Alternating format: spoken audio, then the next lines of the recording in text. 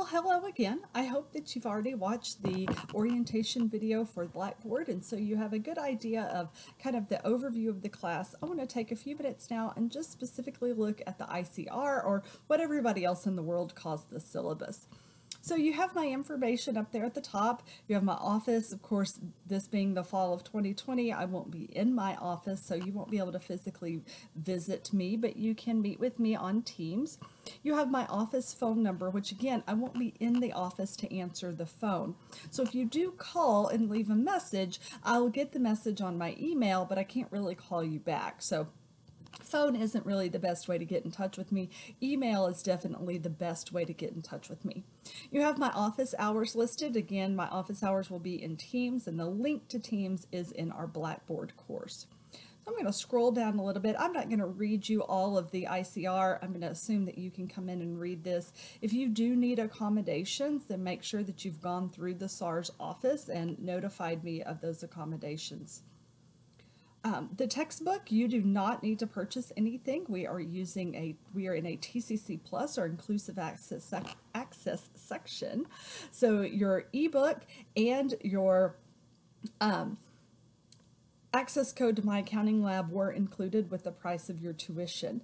I did talk to you in another video about the book in the My Accounting Lab video. So for those of you who want to purchase a physical version of the book or rent a physical version of the book, I give you some information on that in that video.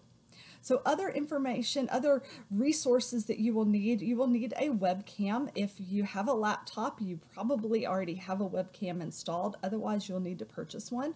You can purchase one for about $10 to $15 on Amazon, so they're not very expensive. But for our tests, since they will be taken in Proctorio, they will be proctored live, that means that you need a webcam for that. So you have until the date of the first test to get that webcam. Some different suggested materials: a calculator. You do not need a fancy calculator.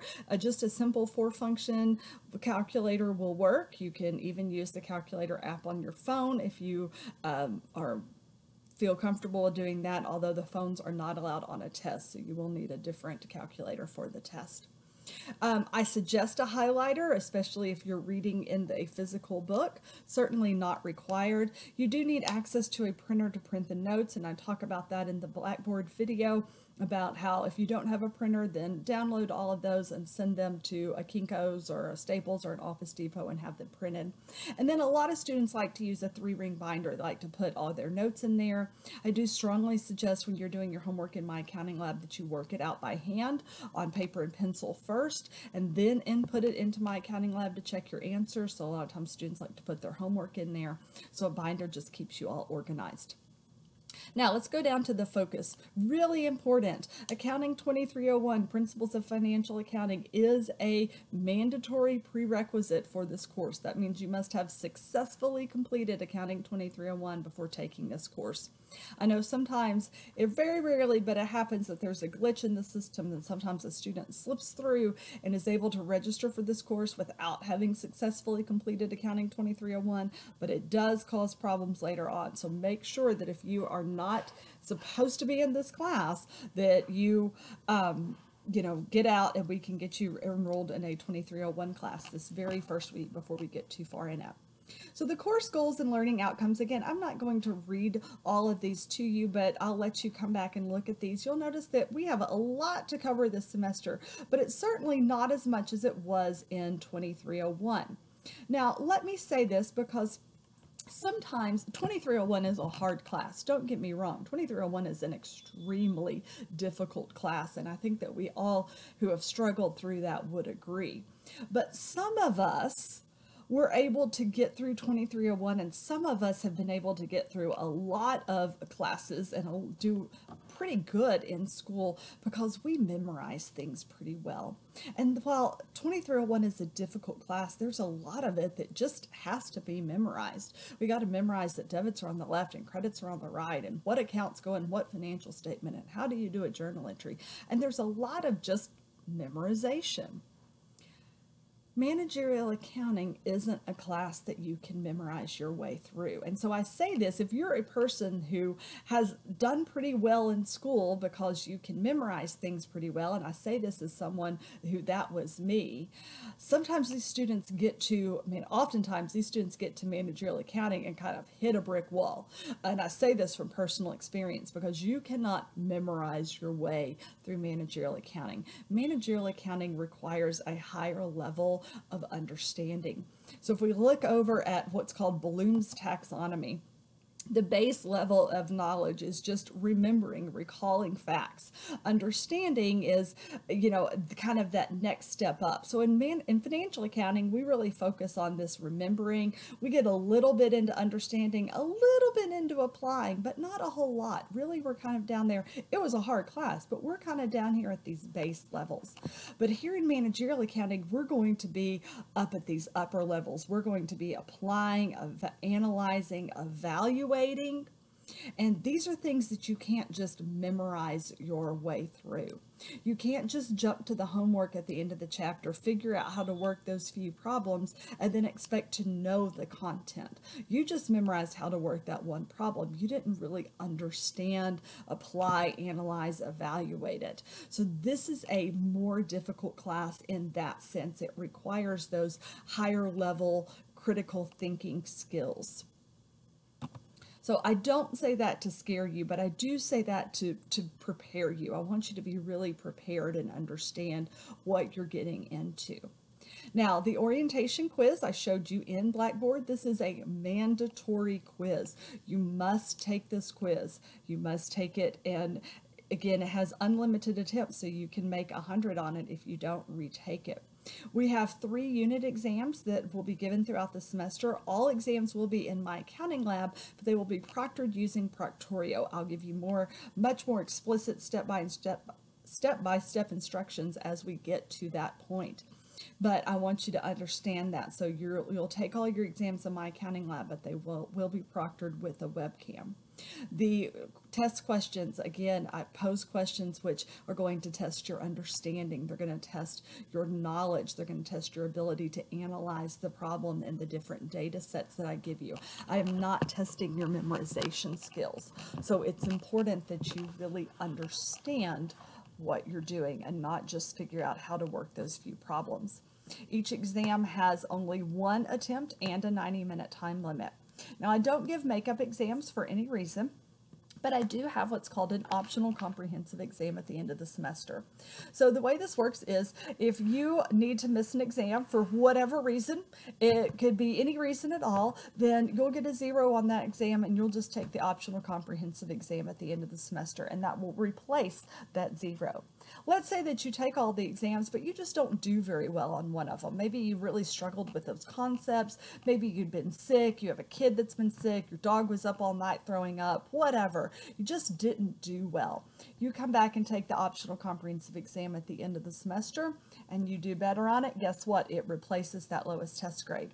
Let's say that you're one of the lucky people that you take all 3 exams, you do really well on them, you're really happy with your grade at the end of the semester, then guess what? You don't have to take the optional comprehensive exam.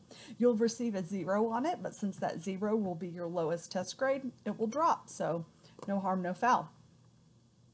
So remember, you have dynamic study modules, or DSMs, homework and exams. Each of your exams is worth 25% for a total of 75%. Your homework's a total of 15%, and your DSMs for 10%. So I want you to notice here that 25% of your overall course grade you can make 100 on. You have absolutely unlimited attempts on the DSMs and the homework until the due date, but unlimited attempts, meaning you should make 100 on all of those. That's 25% of your grade should be 100 right off the bat. Now, here's that schedule of due dates. I posted this separately in Blackboard, but it's also posted here as well.